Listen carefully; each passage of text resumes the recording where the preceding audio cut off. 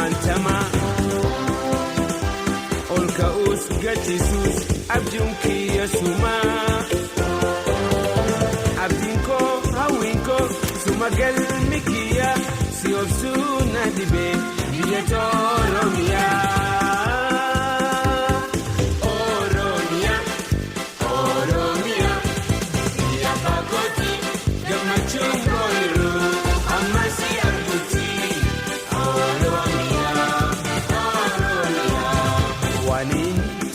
Chofa si dhabun na godhe biyya dhagee namummaa koo dhabee ambaan gallaalame dhabee harka kiyya bobbooyaan jiraadha fagootii si hawaa.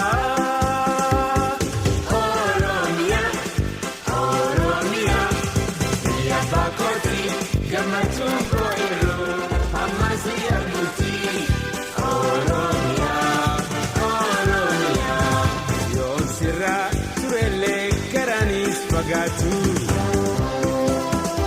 Si malee kan biraa lubbuun kiyya hin feetu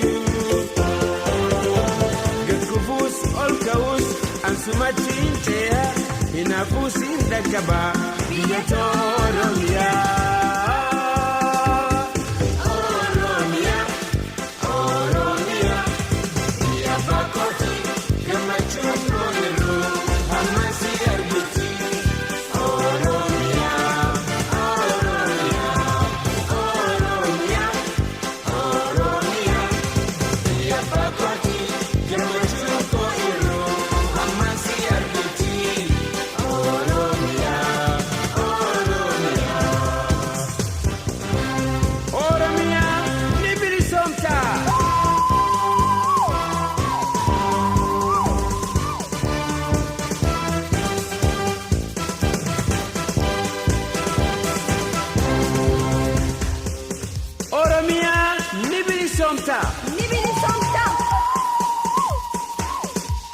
Oromia, Oromia, Oromia, Oromia, Oromia, Oromia.